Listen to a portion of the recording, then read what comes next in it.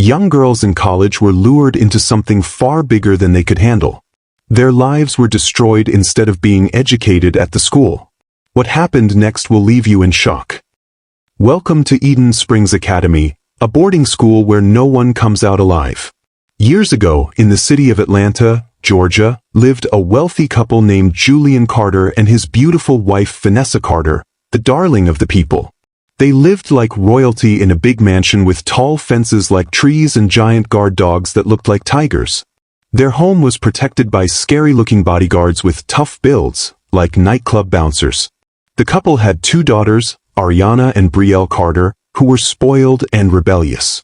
People admired Julian and Vanessa as the perfect power couple. Many young women looked up to them as role models.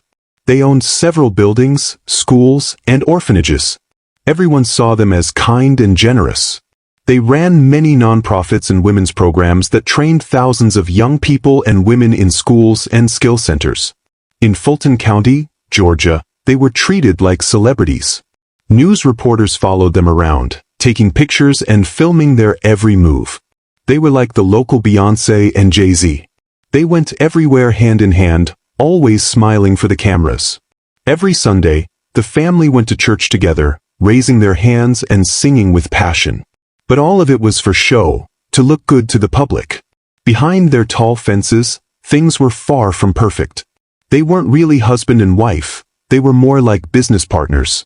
And behind those walls were dark secrets, secrets that would scare even the devil. Julian and Vanessa had a special boarding school for girls between ages 14 and 19.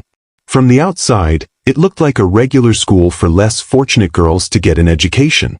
But inside, something evil was happening. It wasn't a school for reading or writing. No one was taught anything. Instead, the girls were trained to have babies. Vanessa used sweet words and fake smiles to lure the girls in. As soon as the girls entered, that was it. They were trapped. No holidays. No breaks. It was like a jail without bars. The first girl Vanessa ever took to the school was a 16-year-old named Kayla Rivers. She was a hard-working orphan from Tuscaloosa, Alabama, working for a woman who sold spicy rice near Vanessa's Women's Center. Kayla had 3 little siblings at home. Vanessa noticed Kayla and began giving her food and pocket money. She acted so kind to her, and Kayla trusted her. After all, Vanessa was a famous TV personality who helped the poor. Kayla felt lucky that someone so important paid attention to her. One day, Vanessa told Kayla about a special boarding school where she could learn and later get a good job to help her family. Kayla, not knowing Vanessa's real plans, was very excited. Her boss at the restaurant never let her go to school. She worked long hours for tiny pay and was treated badly. Vanessa's offer seemed like a golden chance. Thousands had already benefited from her programs. So, without telling her boss, Kayla agreed. Vanessa first took her to a luxury house with a big TV, something Kayla had never seen. The house had soft beds, servants, and food like in a fancy hotel. Vanessa gave her new clothes, shoes, and even money to send to her siblings. Kayla felt like her life was finally getting better after all the pain. Everything seemed perfect, until Vanessa told her it was time to start school. She asked Kayla to pack her things and promised to take her to the academy. That's how Kayla ended up in the strange boarding school. The moment she entered the school, she saw a whole new side of Vanessa, cold and terrifying. But it was too late. Kayla couldn't leave. She was trapped. Armed guards watched the gates. She was now a prisoner. Her dreams were shattered. Her future stolen. Her innocence gone. Since arriving, Kayla had 2 babies, but each time, the babies were taken from her before she could even see their faces. And she's still there, stuck in that nightmare, praying for a miracle to set her free. The next girl Vanessa tricked into the school with fake promises was a 17-year-old girl named Destiny Moore. She was living in an orphanage when Vanessa showed up and told the orphanage director, Mr. Clarence Benson, that she wanted to take Destiny to her private school where she'd study with rich kids and have a better future. Mr. Benson trusted Vanessa, so he agreed without asking many questions. After all, everyone believed Vanessa was a woman of God, and she was the one funding the orphanage. Just like that, Destiny ended up in the school too. After her came Imani Clark, a fangirl from Baton Rouge, Louisiana.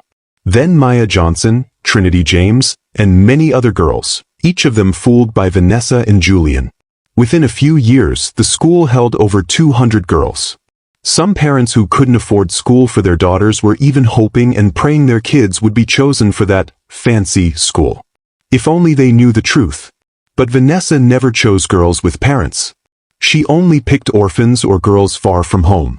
As time passed, the school became more famous. More girls were brought in. Some were even kidnapped. And the more babies the school produced, the richer and more famous Julian and Vanessa became. They opened more training centers and community groups. The outside world saw growth and kindness. But inside, everything was dark and rotten. But like people say, many days for the thief, one day for the owner. One night, Ariana and Brielle snuck out of their parents' mansion to go to a party. Their boyfriends had invited them. Julian and Vanessa were fast asleep, completely unaware their daughters had left the house. Outside the mansion, 3 boys, Trey, Darnell, and Malik, picked them up in a car and took them to the party. The girls danced, drank, and had fun. But something terrible happened. The boys slipped something into their drinks. The drugs made the girls dizzy and then unconscious. The boys carried them into the car and drove away. They didn't know the girls were actually Vanessa's daughters. These boys worked for Vanessa, and their job was to lure girls into the school. By the time Ariana and Brielle woke up, they were already inside the school, the same school their parents created for harming other people's daughters. Just like the other girls, Ariana and Brielle were trapped and forced to live through the same horrors. Back at home, the next morning came. Vanessa went to the girls' room to wake them up for school, only to find the rooms empty. Panic set in. Julian and Vanessa searched everywhere. They turned the whole mansion upside down, but the girls were gone. Julian quickly called in help, police, private detectives, everyone. But no one found a trace. The couple was in shock. They believed their daughters had been kidnapped. 1 day passed. Then 3. Then a whole week. Still no sign of them. They called in every force they could think of, police, military, even the fire department. Still nothing. Meanwhile, their daughters were trapped in the same hell they built for others. After 2 weeks, Vanessa's blood pressure became dangerously high from stress. They called their pastor, Reverend Elijah Moore, to fast and pray. He prayed and fasted so hard he almost fainted. But there was still no answer. In desperation, they turned to other methods. They visited witch doctors. They bathed in rivers at night, climbed mountains, and offered sacrifices. But nothing changed. The evil they had done was now hunting them. 1 month passed. Then 3. Then 6. The couple started losing hope, thinking maybe their daughters were gone forever. Then one day, Vanessa got a call from the school. It was Nurse Gloria Tate, the head midwife. "Ma'am, I don't know what to do. One of the new girls is seriously sick. We've tried everything, but she's getting worse by the day," she said, sounding worried. Still grieving her daughter's disappearance, Vanessa shouted, "What do you mean? Is that not what I pay you for? Do you expect me to treat her myself? If you can't fix her, let her die." She had no idea the sick girl was her own daughter, Brielle. Brielle had asthma and needed special medicine and food to stay healthy. Now stuck in the school without her treatment, her condition got worse fast. Every day, she grew weaker. Nurse Gloria tried again and again to get help, but Vanessa refused. When she called Julian, he yelled at her to stop bothering him. After 1 painful week of fighting for her life, Brielle passed away in Ariana's arms one evening. The other girls just stood in silence, sadness in their eyes. They had seen too much death to be surprised anymore. The school guards and midwives wrapped Brielle's body and buried her in the mass grave behind the school, the same place they buried all the other lost girls. And everyone just went back to doing their jobs like it was a chicken that died. Everyone except Ariana. She cried day and night. Her twin sister was gone, and she blamed herself for it. She was the one who pulled Brielle out of bed to follow her to the party that night. And now, Brielle was gone forever. Meanwhile, Julian and Vanessa were still meeting with Agent Marcus Bell and other investigators, trying to figure out what happened to their daughters. They had turned the entire city of Atlanta upside down looking for them, but it was like they vanished into thin air. Vanessa visited Eden Springs Academy, their daughter's friends, even teachers, anyone who had contact with the girls. But every time, she left heartbroken. Then, exactly 1 month after Brielle died, Vanessa drove to the school in a black SUV with heavy security. It was her regular monthly visit, to check the school's activities and take the newborns for her business. The day started like all the others. The girls were lined up in the big classroom for inspection. Vanessa walked into the room confidently and started counting heads like always. But then, a voice came from the crowd. "Mommy! Mommy!" Vanessa froze. The voice, it sounded like her daughter. She turned quickly and locked eyes with Ariana, her own daughter, standing in the middle of those girls. Vanessa stumbled back in shock. She almost fainted. How did Ariana end up here? A million thoughts ran through her head. Her whole body shook. Guilt hit her hard. Her own child had fallen into the same trap she created for other people's children. Vanessa couldn't finish the inspection. She burst into tears and ran out of the classroom. She couldn't even look Ariana in the eyes. The security team quietly escorted Ariana into the car, and they all left the school. Vanessa cried the whole way home. Her greed, her wickedness, her evil school, it had destroyed her life and her children's lives. When they got back to the mansion, Vanessa told Julian everything that happened at the school. Julian was shocked to the core. "Ariana, how did you end up there? Where is your sister?" he asked with tears running down his face. "Daddy, Mommy, we went to a house party months ago, and the next morning we woke up in that school. Sonia, she got sick and they couldn't help her. She had asthma and no medicine. She suffered for days, and then she died." Julian and Vanessa broke into goosebumps. Their hearts dropped. It finally made sense. Brielle was the sick girl Nurse Gloria Tate had called about. They both fell to the floor and cried bitterly. Regret ate them alive. "Mommy, what were you doing in that school?" Ariana asked through tears. "Why are those girls there? Why are they being kept like that? We have to tell the police." But Julian and Vanessa said nothing. They just stared at their daughter with fear in their eyes. The family cried together, but Julian and Vanessa wept the hardest, because of guilt. They never imagined that the same evil they did would come back to destroy their own home. That night, Ariana couldn't sleep. She lay awake thinking about the other girls still trapped in that terrible place. She thought about how her parents never really answered her questions. Deep down, she knew they were involved. That night, Ariana made a promise to herself. Now that she was out, she wouldn't keep quiet. She would fight for the other girls too. The next morning, Ariana got dressed, left the mansion, and took a taxi to the police headquarters in downtown Atlanta. At first, the officers didn't believe her story.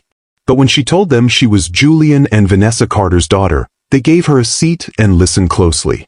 That day, Ariana shared everything, what she saw, what she heard, and what she lived through in that awful school. Captain Raymond Hill, the head of the police unit, asked her if she could find the school again. Ariana said yes. She remembered every turn from the day her mom brought her home. Captain Hill called Chief Samuel Owens and told him there was a major human trafficking case happening right under their noses. Chief Owens gave the order, mobilize the team and raid the location. Ariana led the police straight to the school. When they got there, the police stormed in. They were shocked by what they saw. It wasn't a school at all, it was a baby-making farm. That day, the officers arrested the guards, the midwives, and loaded the girls onto city buses and sent them straight to the hospital. Within hours, the news hit TV, social media, and radio. Everyone was stunned. The police shut down the school that same day. All the workers were taken to the police station for questioning. One by one, they confessed. They admitted they were paid to run the school in secret. They said Julian and Vanessa were the ones who hired them, and had been doing so for years. The news spread like wildfire through Atlanta and all over Fulton County. And when Julian and Vanessa saw that the truth was out, they tried to flee the country. But it was too late. The police worked with immigration and caught them at the airport. They were dragged back to the station to face justice. At first, Julian and Vanessa denied everything. But after weeks of digging, The police found all the proof. And finally, under pressure and guilt, Vanessa broke down. She confessed everything. She told the police that she tricked young girls into the school by pretending it was a good place. But behind the scenes, the midwives made those girls pregnant on purpose. After they gave birth, the babies were taken away and secretly sold for millions of dollars to hospitals and fertility clinics, especially to couples who couldn't have kids. Vanessa also admitted that they used their NOS centers and training schools to hide their real business. It was also used to help rich clients clean dirty money. Her confession was shown live on TV. Everyone in the country watched it, and people were shocked and heartbroken. Julian, who had been denying everything before, couldn't hide anymore. Once Vanessa told the truth, he had no choice but to confess too. The two of them, and the other wicked staff, were all sent to prison for life with hard labor. All the girls who had been rescued were put into group therapy to help them recover and adjust to a normal life again. The government gave full scholarships to every girl who survived. Other real NOS centers across the country helped with housing, food, and job support, so the girls could move forward and build a better life. The government also shut down the illegal clinic where babies were being sold and took over all of Julian and Vanessa's properties. Most of their things were sold, and the money was used to help the public. A special task force was created to stop anyone like Julian and Vanessa from hurting children ever again. Thank you for watching. Hi lovelies, what did you think of this story? This is not a made-up tale. It's based on true events that have happened, and sadly, things like this are still happening today. Please protect your children. Be careful who you leave them with. The world can be dangerous, and people can hide evil behind kind faces. To all the young girls watching, always listen to your parents or guardians. It's not safe out there. Evil people are everywhere. The lesson in this story: don't throw stones in the marketplace. You never know who it might hit. The harm you cause others might come back to your own home. What did you learn from this story? Tell us in the comment section below. Like this video if you haven't already. Subscribe to our channel and hit the bell icon. Share this video with your family and friends to spread awareness. Until we bring you another emotional and powerful story, bye for now. Stay safe and stay blessed.